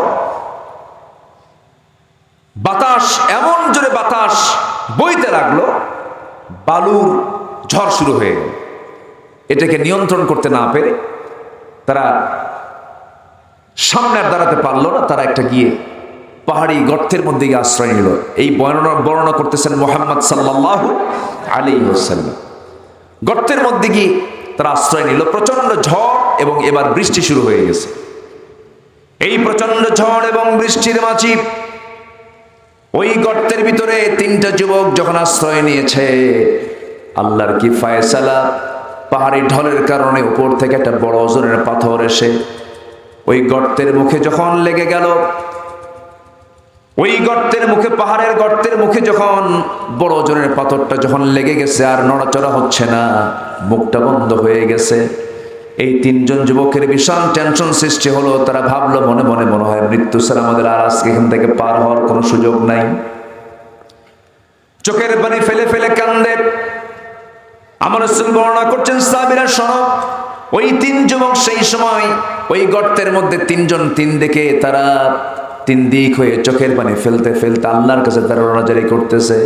এক যুবক দোয়া করে, আল্লাহ জীবনে তেমন কোনো ভালো আমল করি নাই, তবে একটা আমলের কথা আল্লাহ তোমাকে শোনাতে চাই। তুমি তো জানো, কোন এক রাতের আধারে আমি আমার চাচাতো বোনের ঘরের মধ্যে ঢুকলাম। আগের পূর্ব পরিকল্পনা অনুযায়ী আমি তার সঙ্গে জেনার কাজে লিপ্ত হব। ঘরের মধ্যে ঢুকেছি, আমি আমার চাচাতো বোনের দেহের উপরেও গিয়ে বসে পড়েছি, জেনার কাজে লিপ্ত হয়ে যাব। সেই সময় আমার সেই বোনটা আমাকে লক্ষ্য করে বলল, ভাই রে, জেনা তো করতে যাচ্ছি আমরা, কিন্তু তুমি কি জানো আমরা শুধু এই ঘরের মধ্যে দুজন নই, আরেকজন সাক্ষী আছেন, তিনি আমার আল্লাহ। সঙ্গে সঙ্গে ও আল্লাহ, আমার ওই বোনের কথা শুনে আমি চোখের পানি ছেড়ে দিয়েছি। তোমার ভয়ে আমি জেনার কাজে লিপ্ত হই নাই। তোমার যদি কাছে আমার এই ভাঙ্গাচোরে ইবাদত, যদি ভাঙ্গাচোরে আমলটা যদি কবুল হয়ে যায়, এই বিপদ থেকে আল্লাহ তুমি আমাদের উদ্ধার করো। এই দোয়া করার সঙ্গে সঙ্গে পাহাড়ের গর্তের মুখ থেকে পাথরটা একটু সরে গেছে। সুবহানাল্লাহ বলবেন না? জোরে কোন সুবহানাল্লাহ। আর একজন যুবক দোয়া করে, আল্লাহ জীবনে তেমন কোন আমল করতে পারি নাই, তবে আমার কাছে একজন শ্রমিক কাজ করতে এসেছিল, সেই শ্রমিকের পাওনা সন্ধ্যার সময় আমি দিয়ে দেব, কিন্তু শ্রমিকটা আমার কাছে আসে নাই। সে জরুরি কাজে চলে যায়, কিন্তু শ্রমিকের সেই পাওনা টাকাটা আমি আমার কাছে রেখে দেই নাই। ওই টাকা দিয়ে একটা ছাগল কিনেছিলাম, সে ছাগল থেকে ছাগলের বাচ্চা হলো, ছাগল পাল হয়ে গেল। বহুদিন পর যখন সে আমার কাছে আসলো, আমি তাকে টাকাটা না দিয়া ছাগল পালটা দিয়েছিলাম। আল্লাহ তোমার কাছে যদি আমার এই আমানতদারিতে তোমার কাছে পছন্দ হয়ে যায়, মেহেরবানি করে এই বিপদ থেকে বাঁচায়া দাও। পাহাড়ের গর্তের মুখ থেকে আরেকটু পাথরটা সরে গেল, আর একটু রয়ে গেছে পাথরটা। তৃতীয় যুবক দোয়া করে, আল্লাহ জীবনে তেমন কোন আমল করতে পারি নাই, তবে আল্লাহ সেই রাতের কথা আমি তোমাকে বলতে চাই, যে রাত, গভীর রাত, রাত 2টার দিকে বাসায় ফিরলাম। ফিরে দেখি আমার স্ত্রী আমার জন্য গরম দুধ রেখে দিয়েছে। গরম দুধ চাঁতের মধ্যে নিয়ে যখন পান করব, আমি সন্তানটা চাইলো, সন্তানকে খাওয়ালাম না, নিজেও খেলাম না। মার কথা মনে হয়ে গেল, মা বৃদ্ধা মানুষ। মার দরজার কাছে গিয়ে দেখি মা ঘুমন্ত অবস্থা। ডাক দিলাম না, মার পাশে গিয়ে দাঁড়ালাম, গ্লাসটা হাতের মধ্যে নিয়ে আমি দাঁড়ায় থাকলাম। মা ঘুম থেকে জাগা পাওয়া পর্যন্ত আমি দাঁড়ায় থাকলাম। মা যখন ঘুম থেকে জাগা পেলেন, আমি মা কি গ্লাস ভর্তি দুধটা দিয়ে আমি বললাম, মা, দুধ ভর্তি গ্লাসটা নিয়ে বললাম, মা তোমার জন্য এই গ্লাস আমি নিয়ে তোমার সামনে দাঁড়ায় আছি, তুমি কখন ঘুম থেকে উঠবা, আমি তোমাকে নিজ হাতে খাওয়ায় দেব। সঙ্গে সঙ্গে আমি ওই যুবকটা নিজ হাতে নিজের মাকে দুধ খাওয়ায় দিয়া মাকে বলতেছে, মা নিজেও খাই নাই, নিজের সন্তানকে খাওয়াই নাই। এত সুন্দর করে মাকে সন্তুষ্ট করার পর সেই স্মৃতিচারণ করতে না আল্লাহকে বলছেন, আল্লাহ ওই রাত্রে আমি নিজেও খেতে পারতাম, সন্তানকে খাওয়াতে পারতাম, কিন্তু আমি আমার মার জন্য সর্বোচ্চ সম্মানটুকু, তার সেবাটুকু করার চেষ্টা করেছি। তোমার কাছে যদি এটা পছন্দ হয়, সেই পছন্দের আমল যদি তোমার কাছে মনে হয়, এই বড় বিপদ থেকে তুমি আল্লাহ আমাদের কাজকে উদ্ধার করো। সঙ্গে সঙ্গে টোটাল পাথরটা সেই গর্তের মুখ থেকে সরে গেছে। 3 জন যুবক এই পাহাড়িয়া গর্ত থেকে তারা নাজাত পেয়ে গেছে। সুবহানাল্লাহ। আমার নবীজি এই ইতিহাসটা বয়ান করলেন। এই ইতিহাসটা বয়ানের মধ্য দিয়ে আল্লাহ তাআলা এর বয়ানের মধ্যে দিয়ে কয়টা শিক্ষা দিলেন বলেন? 3টা শিক্ষা দিয়ে দিয়েছেন রাসূল। 3টা শিক্ষা বুঝায় দিলেন। নাম্বার 1 আমানতদারিতা, নাম্বার 2 হলো চরিত্রকে ঠিক রাখা, জিনার কাজে নিজেকে না জড়ানো। নাম্বার 3 হলো পিতামাতার সঙ্গে সুন্দর আচরণ করা। এই জাতীয় চরিত্র যদি আজকে প্রত্যেকটা মানুষের বান্দার মধ্যে যদি থেকে যায়, জান্নাত পাওয়ার জন্য, নাজাত পাওয়ার জন্য বেশি আমল লাগে না। এই অল্প আমল নিয়ে বান্দা জান্নাতে চলে যাবে। যদি বলি সুবহানাল্লাহ। আল্লাহ কবুল করুন, আল্লাহ কবুল করুন, আল্লাহ কবুল করুন। এবং নাজাত পেতে হলে একজন ব্যক্তিকে লাগবে, যিনি হচ্ছেন শুধু ব্যক্তি নন, তিনি হচ্ছেন মুহাম্মদুর রাসূলুল্লাহ। মুহাম্মদুর রাসূলুল্লাহ তিনি শুয়ে আছেন কোথায় বলেন? শুয়ে আছেন কোথায়? সবার কি যাওয়ার শখ হয়? সবাই যাবেন না?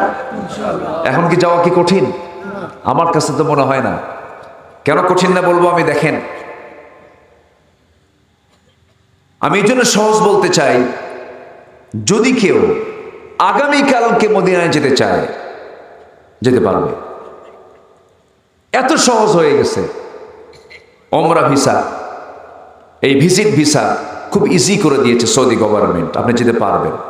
কিন্তু প্রচন্ড আকাঙ্ক্ষা যদি আপনার থাকে, আপনি যেতে পারবেন। হাজার হাজার কোটি টাকার মালিক সিডনি ঘুরে আসে, স্ট্যাচু অফ লিবার্টি দেখে আসে, আমেরিকা দেখে আসে, ইউরোপ দেখে আসে, মদিনায় যাওয়া হয় না। আছে না নাই বলেন তো? আমি 2017 সালে আমি বাইতুল হারামের সামনে, কাবার সামনে আমি দাঁড়ানো। ঝিনাইদা জেলার আমার এক ভক্ত দৌড় মেরে এসে আমাকে জড়ায় ধরলেন। হুজুর, আমি আপনার বয়ান শুনি, আমি হজ করতে আসছি। আপনি আসছেন, আপনি কি করেন? আমি রিক্সা চালাই। বললাম যে আপনি রিক্সা চালান, আপনি হজে আসলেন কি? আপনি এত টাকা খরচ করে? হুজুর 20 বছর যাবত টাকা জমাই। কয় বছর? 20 বছর। টাকা যেমন কেমনকে প্রত্যেক দিন 20 টাকা, 30 টাকা, 40 টাকা, 50 টাকা পর্যন্ত জমাতাম। জমায়া এই টাকাটা আমি হজের জন্য নিয়ত করে রাখছি। হুজুর চলে আসছে। আল্লাহু আকবার বলবেন না? তাহলে ইচ্ছা থাকলে বলেন, ইচ্ছা থাকলে উপায় হয়। কে দিয়ে দেন? কে দিয়ে দেন? আল্লাহ দিয়ে দেন। আমরা নিয়ত করব, জোরে বলি ইনশাআল্লাহ। রাসূল শুয়ে আছেন মদিনায়, কিন্তু রাসূলকে ছাড়া কি আমাদের বাঁচার কোনো উপায় আছে? আসতে বলবেন না, আছে? আমি শেষের দিকে এসে আমি এই পয়েন্টে কিছু কথা বলে আমি শেষের দিকে আস্তে আস্তে চলে যাব। জোরে বলি ইনশাআল্লাহ। আমি খুবই আনন্দিত, মাহফিল থেকে একটা লোক নড়েন নাই। বলি আলহামদুলিল্লাহ। সবাই মনোযোগ দিয়ে আমার আলোচনাগুলো আপনারা শুনছেন। এটা আমি মনে করি যে আপনাদের এই ধৈর্য, আপনাদের এই সবর, এই ব্যস্ততার সময়ে আপনাদের এই অনড়ভাবে এই দ্বীনের আলোচনাগুলো শোনার এই মানসিকতা, এই ধৈর্য, অবশ্যই ইমানদারের ধৈর্য। বলি আলহামদুলিল্লাহ। ফজর নামাজ হবে তো ইনশাআল্লাহ? সবাই ফজর পড়বেন তো? আল্লাহ তুমি কবুল করো, জোরে বলি আমিন। সম্মানিত ভাইয়েরা, রাসূল তো শুয়ে আছেন মদিনায়, কিন্তু সালাম দিলে কি সালামের জবাব তিনি দেন না? মুহাম্মদুর রাসূলুল্লাহ সাল্লাল্লাহু আলাইহি ওয়াসাল্লাম, রাসূলকে আমি যদি না কাছে টানি, রাসূল আমাকে কাছে টানবেন না। আবার রাসূল এমন একটা ফ্যাক্ট, আপনি আল্লাহকেও পাবেন না। কাকে ছাড়া বলেন? কাকে ছাড়া? রাসূল ছাড়া। আপনি কোরআনও বুঝবেন না। কাকে ছাড়া? রাসূল ছাড়া। তাহলে বোঝা গেল যে রাসূল ছাড়া কোনো কাজ করে আমি সফলতা অর্জন করতে পারবো না। সম্মানিত ভাইয়েরা, একটু আমাকে সময় দেন, আমি জানি আপনার কষ্ট হচ্ছে, আমি আপনাকে জোর করে বসায় রাখছি মনে হয় নাকি? হ্যাঁ, কোনো আপত্তি নাই তো? আরো শুনতে রাজি আছেন ইনশাআল্লাহ? হ্যাঁ, তাই আগ্রহ আছে? সবাই থাকবেন, সবাই থাকবেন? আচ্ছা সবাই থাকেন, আমি যাই।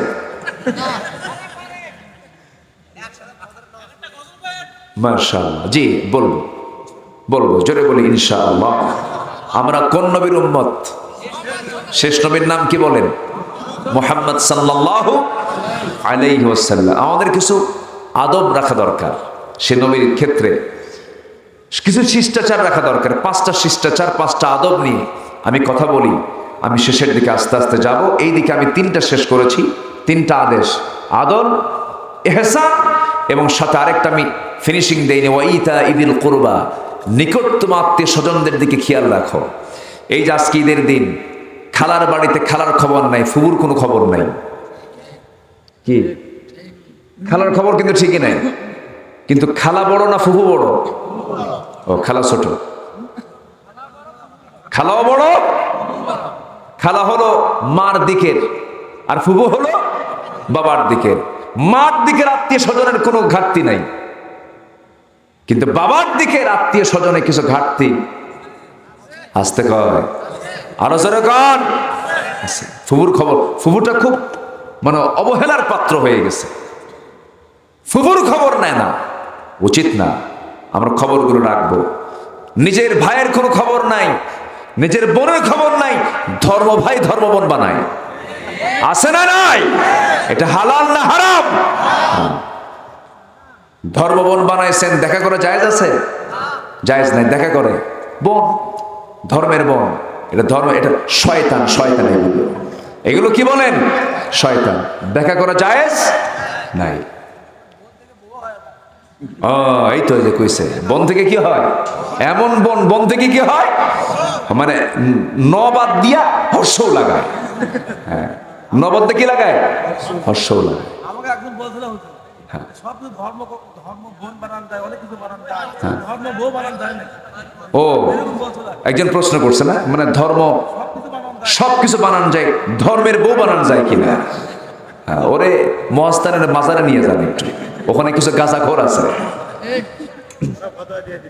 ওরা ফতুয়া দিয়ে দিবে না? হ্যাঁ, খুব সুন্দর আপনারা, আলহামদুলিল্লাহ। হ্যাঁ, শয়তান এগুলো, এগুলো ইবলিসের পাঠশালা। এগুলো কিসের পাঠশালা বলেন? আমার নবীজি দরজার সামনে দাঁড়ায় আছেন, এক অন্ধ সাহাবী আসতেছে, পিছনে আম্মা জান আয়েশা দাঁড়ানো। রাসূলুল্লাহ, আয়েশা ভিতরে যাও। মুস্কি হাসি মেরে বলে, ইয়া রাসূলুল্লাহ, আপনি যার জন্য ভিতরে যেতে বলতেছেন ও তো কানা, অন্ধ সাহাবী। আমার নবীজির চোখ লাল হয়ে গেছে আর বললেন, আয়েশা তোর চোখ কি অন্ধ? ভিতরে যাও। আর আমার দেশের অধিকাংশ দেখবেন স্বামীরা হয়তো কোনো অতিথি বাড়িতে আসছে, দরজা খুলবে স্বামী না বউ? না, দরজা খোলার দায়িত্ব কার? আর দরজা খুলে কারা? স্বামী কয়, যা খুলে দেয়। কি আসে না, এরকম আসে না? এগুলো নোংরামি, ঠিক না। মেহমান রিসিভ করার দায়িত্ব হলো পুরুষের, পুরুষ পুরুষকে রিসিভ করবে, নারী নারীকে রিসিভ করবে। এগুলো সব সিদ্ধান্ত কে দিয়ে দিয়েছেন? আল্লাহ দিয়ে দিয়েছেন। সম্মানিত ভাইয়েরা, রসুলকে আমরা উম্মতের জন্য 5টা শিষ্টাচার, রসুলকে আমরা মানব, আংশিক না পুরোপুরি। আনুগত্য হবে পূর্ণ না অপূর্ণ? পূর্ণ আনুগত্য রসুলকে আমরা করব। জোরে বলি ইনশাআল্লাহ। একটু বসেন। আল্লাহ রাব্বুল আলামিন সুন্দর করে বলছেন, ওয়াতিউল্লাহা ওয়ার রাসূল লাআল্লাকুম তুরহামুন। সূরা আলে ইমরান আয়াত নাম্বার 32। মহান রাব্বুল আলামিন বলছেন, তোমরা আনুগত্য করবে দুজনের, 1 নাম্বার হচ্ছে আল্লাহ, নাম্বার 2 হলো রাসূলের। আর এই আনুগত্য যদি করতে পারো, সমস্ত রহমত তোমার উপরে নাজিল হয়ে যাবে। জোরে বলি সুবহানাল্লাহ। নাম্বার 2 হলো প্রাণ দ্বারা সম্মান করতে হবে রাসূলকে। আল্লাহ তাআলা বলেন, মা আতাকুমুর الرسول فخذوه وما نهاكم আনহু ফান্তাহু। রাসূল জানিয়ে এসেছেন তা তোমরা গ্রহণ করবে, যা নিষেধ করেছেন তা থেকে তোমরা নিজের জীবনকে মাইনাস করে রাখবে। হারাম জিনিসের কাছে যাবে না। আদেশ জিনিসগুলো, আদেশ হুকুমগুলো নবীজি যা আদেশ করেছেন তা তোমরা ফলো করবে। এটাই হলো সম্মান করা। তার আনুগত্য মানে হলো তার সমস্ত কথাকর্মকে মেনে নেওয়া, তার সুন্নাহগুলোকে মেনে নেওয়া। নাম্বার 3 হলো সকল কিছুর চাইতে রাসূলকে বেশি ভালোবাসা। কে বলেছেন? আসতে বলবেন না, কে বলেছেন? এই পৃথিবীতে বাবার ভালোবাসা আছে না নাই? ভাইয়ের ভালোবাসা আছে না নাই? ছেলের ভালোবাসা আছে না নাই? সম্পদের মহব্বত আছে না নাই? আল্লাহ তাআলা 8 শ্রেণীর ভালোবাসার কথা বলেছেন। কুল ইন কানা আবাউকুম ওয়া আবনাউকুম وإخوانكم وأزواجكم وعشيرتكم وأموال اقترفتموها وتجارة تخشون كسادها ومساكن ترضونها أحب إليكم من الله ورسوله وجهاد في سبيله। এই 8টা শ্রেণীর ভাই, বাবা, স্ত্রী, সন্তান, ব্যবসা, ব্যবসার মালামাল, নিজের আকর্ষণীয় ঘর বাড়ি, এই সকল কিছুর চাইতে বেশি মহব্বত করতে হবে আল্লাহকে, তার রাসূলকে। এই শর্ত জড়িয়ে দিয়েছেন কেউ না, শর্ত জড়িয়ে দিয়েছেন তিনি কে? নিজের বুকে হাত রেখে যদি আমি আপনি বলতে পারি, আব্দুল করিম, আব্দুল মালিক, আব্দুল গাফফার, তুই সত্যি করে বলতো, তুই কি তোর জীবনের চাইতে রাসূলকে বেশি ভালোবাসতে পেরেছিস নাকি? আপনার বিবেক যদি বলে ফেলে হ্যাঁ আমি আমার জীবনের চাইতে রাসূলকে বেশি মহব্বত করতে পেরেছি, ওই বান্দা জান্নাতি। জোরে বলুন সুবহানাল্লাহ। আমরা কতটুকু ভালোবাসতে পেরেছি? আমরা নিজের নফসকে আমরা যদি প্রশ্ন করি, নিজকে যদি প্রশ্ন করি, আমার ইমানের চেকআপ আমি নিজেই করে ফেললাম। আমি নিজেই বুঝতে পারলাম যে আমার ইমানের দৌড়টা কতদূর, আমি ইমানটা কতদূর পর্যন্ত আনতে পেরেছি। সাহাবে কেরামদের দাম, সাহাবে কেরামদের মর্যাদা এত বেশি হওয়ার 1 নম্বর যে কারণ আমার কাছে, আমার গবেষণা এসেছে, সেটা হচ্ছে প্রত্যেক সাহাবী যারা 1 সেকেন্ড রাসূলকে দেখেছেন, সব সাহাবী রাসূলকে তাদের জীবনের চাইতে বেশি ভালোবেসেছেন। জোরে বলি আল্লাহু আকবার। জীবনের চাইতে বেশি ভালোবেসেছেন। এক সাহাবীর কথা মনে হলো আমার। সেই সাহাবী রাসূলকে একদিন দেখতে পেলেন ক্ষুধার্ত অবস্থায়। নবীজি জীবনে 2টা জায়গায় ক্ষুধার কষ্ট বেশি ফিল করেছেন। একটা হলো তায়েফের মাটিতে, আর একটা হলো খন্দকের প্রান্তরে। বদর, উহুদ, এরপরে কি খন্দক, খন্দকের যুদ্ধ। খন্দক হচ্ছে পরীক্ষার যুদ্ধ, পরীক্ষা খনন করেছিলেন রাসূল। নিজে কোদাল মেরেছিলেন, কোদাল দিয়ে পরীক্ষা খনন করে বাংকার করেছিলেন মদিনাকে সেভ করার জন্য।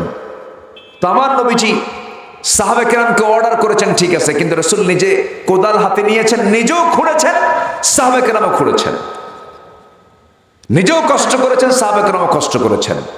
যুদ্ধের ময়দানে নবী শেষে না নবী সবার আগে? আর আজকের নেতাদের বৈশিষ্ট্য কি জানেন? যত রক্ত লাগে দেব, প্রয়োজনে লোক পাঠাবো, আমি যাবো না। আসেন না, অনলাইনে যুদ্ধ, অনলাইনে কি লাইনে? অনলাইনে। প্রিয় দেশবাসী, অনলাইনে এসে কয় মাঠে নাই, ময়দানে নাই। এই নেতৃত্বের 4 পয়সা দাম নাই, ঠিক কিনা? আমার নবীজি ময়দান থেকে কথা বলেছেন।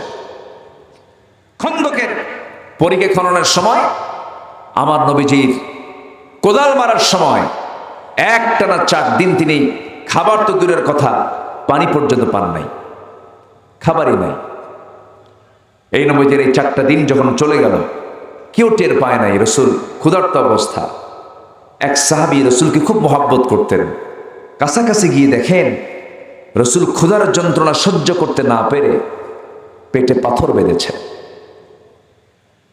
তো পেটে পাথর বেঁধেছেন, কেউ টের পায় নাই। আস্তে করে রাসূলের কানে কানে গিয়ে বলছেন, হুজুর আপনার পেটে তো পাথর, আমি দেখে ফেলছি। রাসূল বললেন, জাবের, এই কথা তুমি কাউকে বলতে যেও না, আমার সাহাবীরা কাঁদতে কাঁদতে অস্থির হয়ে যাবে, কাউকে বলো না। সাইয়েদনা জাবের বলছেন, হুজুর তাহলে আমি একটা অনুমতি নেই কি? আপনি কি আমার বাড়িতে যাবেন? কেন? আপনাকে আজকে একটু খাওয়াবো আমি। কি খাওয়াবো বলো?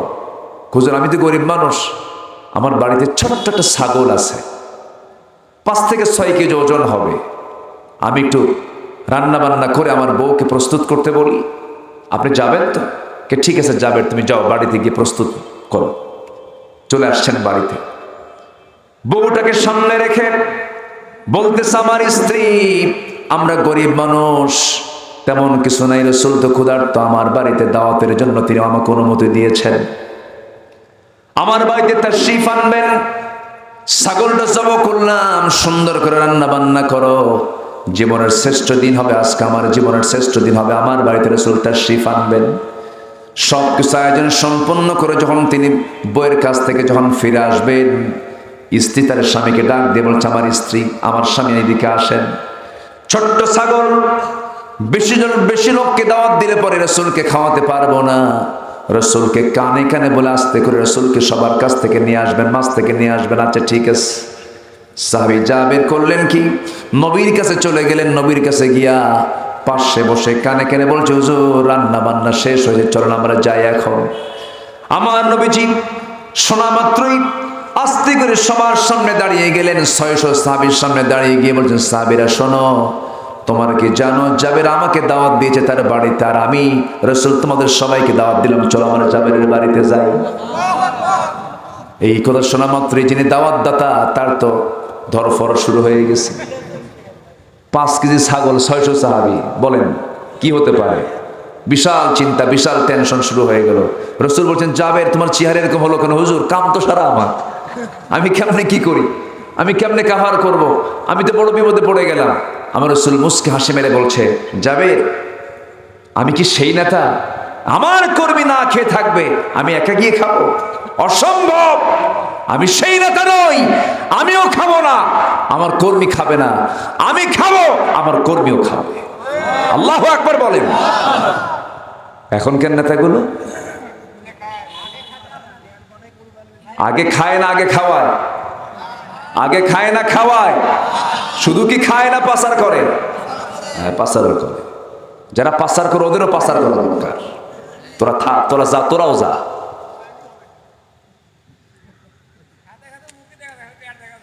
হ্যাঁ এই তো আজকে শুধু আমি পারি নাকি? চেয়ারম্যান হওয়ার আগে তেল দিত এই জায়গায় না, আর চেয়ারম্যান হওয়ার পরে তেল দেয় এই জায়গায়। ঈদের দিন কোলাকুলি হয় না, হয় পেটা পেটি না। সম্মানিত ভাইয়েরা, আমার নবীজি বললেন, জাবের কি চিন্তা করো? হুজুর চিন্তা তো করবোই, আমি তো সাহেবের দাওয়াত, সাহেবুদ দাওয়া, আমি তো দাওয়াত দাতা, এতগুলো সাহাবী নিয়ে আমি কেমনে মেহমানদারি করব? রাসূল বললেন, জাবের চিন্তা করো না, বান্দা যার রিজিকের দায়িত্ব তার, যাও তুমি চলে যাও। সাইয়েদনা জাবের চলে গেছেন বাড়িতে। আমার নবীজি 600 সাহাবীকে নিয়ে চলে গেছেন জাবেরের বাড়ির সামনে গিয়ে দাঁড়াইছেন। সাইয়েদনা জাবের রাদিয়াল্লাহু আনহু রাসূলকে খুব মহব্বত করতেন, রাসূল তাকে খুব মহব্বত করতেন। একদিন মদিনার বাহির থেকে সব সাহাবীরা উটের পিঠে চড়ে চড়ে আসতেছে, নবীজি উটের পিঠে চড়ে চড়ে আসতেছেন, জাবের রাদিয়াল্লাহু আনহু উটের পিঠে চড়ে চড়ে আসতেছেন। কিন্তু জাবের যে উটের পিঠে চড়েছেন সে উটটা হলো বুড়া উট। কি উট? বুড়া উট, চলে চলে না, থামে, আস্তে আস্তে যায়। সাইয়েদনা জাবের বলছে, হুজুর আপনি আমাকে দারুণ ভালোবাসেন, দেখেন না আমার উটটা দেখেন চলে না, একটু দোয়া করে দেন। নবীজি একটা লাঠি দিয়ে মারলেন ঘুতা উটের গায়ে, এত তাজা হয়ে গেল, সবার আগে জাবেরের উট মদিনায় চলে গেছে। রাসূল বললেন, জাবের খুশি হয়েছে? হুজুর মহা খুশি, তাহলে উটটা আমারে দিয়ে দাও, আমি উটটা কিনে নেব। সাইয়েদনা জাবের, হুজুর আপনি উট কিনবেন, আমি দেব না, এটা হয় নাকি? দিয়ে দিলাম, এই যে টাকা নাও, উটটা আমাকে দাও। উটটা নিলেন, নেওয়ার পরে বলছেন, জাবের তোমার উট আমি নেব, এটা কেমন হয়? যাও, টাকা যখন দিছি উটটা আবার দিয়ে দিলাম, যাও। জোরে বলেন সুবহানাল্লাহ। আমার নবীজি সেই জাবেরের দরজার সামনে গিয়ে দাঁড়ালেন, দাঁড়িয়ে বলছেন, জাবের তোমার বউকে আমার সালাম দাও, আর বলো যে হাড়িতে রান্না বান্না করেছে সে হাড়িটা যেন আমার সামনে হাজির করে, যে হাড়িতে রুটি রেখে দিয়েছে সে রুটির পাত্রটা যেন আমার সামনে রাখে, তবে এটা যেন ঢেকে রাখে। আজকে কাউকে বন্টন করতে দেব না, আমি নিজে বন্টন করব। যারা খাবার বন্টন করে তাদেরকে কি বলে? সাকিদা। সাকিদারি না, এদিকে তাই। সাকিদারি বল। আল্লাহু আকবার। রাসূল কি হয়ে গেলেন? সাকিদা। আমার নবীজি কোমরে গামছা বেঁধে 600 সাহাবীকে বসায় দিলেন, হাতের মধ্যে চামচ নিলেন, চামচ নিয়া জাবির রাদিয়াল্লাহু আনহুর বইয়ের হাতের পাকানো রান্নাটা ছাগলটা দিয়া সুন্দর করে রুটিও বন্টন করলেন, গোশত বন্টন করলেন। 600 সাহাবী তৃপ্তি ভরে খেলো। জাবিরের বাড়ির রুটিও কমে নাই, চুল পরিমাণ গোশত কমে নাই। জোরে কান সুবহানাল্লাহ। রিজিকের দায়িত্ব কার? মেহমান পেলে আমরা কি করবো? আলহামদুলিল্লাহ, নাউজুবিল্লাহ। জোরে কান। হ্যাঁ, মেহমান পেলে কিছু কিছু বাড়ির বউ খুব খুশি হয়, আবার কিছু কিছু বাড়ির বউ স্বামীর প্রতি এমন নজর দেয়, ওরে বাপরে বাপ, বারুদ গিলা খাবি বাড়ি না, এরকম আছে না? এরকম আছে না? এটা ঠিক না। মেহমান আছে যার ঘরে, রহমত আছে তার ঘরে। মেহমান নাই যার ঘরে, রহমত নাই তার ঘরে। মেহমান নিয়ে বসেছেন মুহাম্মদ সাল্লাল্লাহু আলাইহি ওয়াসাল্লাম। মেহমান পেলে আমরা খুশি হব, কারণ মেহমান যার ঘরে আসে তার রিজিক সে নিজেই নিয়ে আসে, তার রিজিক সে নিজেই নিয়ে আসে। আল্লাহু আকবার। আমরা বুঝি না। সম্মানিত ভাইয়েরা, সাহাবীরা রাসূলকে খুব ভালোবেসেছেন, আমরা রাসূলকে খুব ভালোবাসবো। জোরে বলি ইনশাআল্লাহ। মনে থাকবে সবার? সবার কি মনে থাকবে? রাসূলকে স্বপ্নে দেখতে চান? সবাই কি দেখতে চান?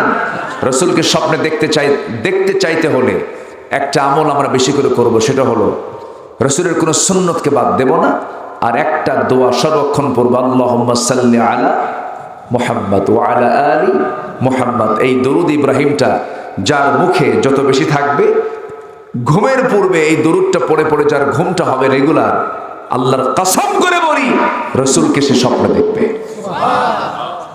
আল্লাহ তাআলা আমাদের সবার নসিবে জুটায় দাও। জোরে বলি আল্লাহুম্মা আমিন। নাম্বার 4 হলো নবীর বিবিগণকে নিজের মার মতো মনে করা, আপন মার মতো মনে করা। এটা কে বলে দিয়েছেন? রাসূলের বিবিকে নিয়ে বাজে কথা বলার মতো কিছু কুলাঙ্গার আমার দেশে আছে না নাই? আম্মা জান আয়েশাকে নিয়ে বাজে কথা বলেছে, খাদিজাকে নিয়ে বাজে কথা বলেছে, কিন্তু আল্লাহ তাআলা এখানে বলছেন না, নবীর স্ত্রী হচ্ছে তোমাদের মার মতো। আল্লাহু আকবার বলে রাসূলকে সম্মান করা। আর রাসূলের নাম শোনার সঙ্গে সঙ্গে কি পড়া? সাল্লাল্লাহু আলাইহি ওয়াসাল্লাম। ইন্নাল্লাহা ওয়া মালাইকাতাহু ইউসাল্লুনা আলান নবী ইয়া আইয়ুহাল্লাযীনা আমানু সাল্লু আলাইহি ওয়া সাল্লিমু তাসলিমা। আল্লাহ তুমি সবাইকে কবুল করো, আমল করার তৌফিক দিয়ে দাও। সবাই নামাজ পড়বেন তো ফজরের? 12টা তো বেজেই গেছে, যতটুকু হয়েছে আমরা বলে ফেলি আলহামদুলিল্লাহ। কেউ যাবেন না? আমরা দোয়া করব। দোয়ার আগ দিয়ে কই আমার আচ্ছা আচ্ছা আচ্ছা আলহামদুলিল্লাহ। এই ওঠে কে? ধরেন তো, ওখানে ধরেন তো একটু।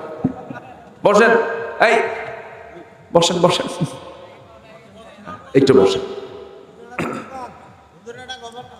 গজল শুনবেন আপনারা? এখন আগ্রহ আছে? আল্লাহু আকবার। যে আমি একটু মাহফিল কমিটিকে বলবো, কই আপনারা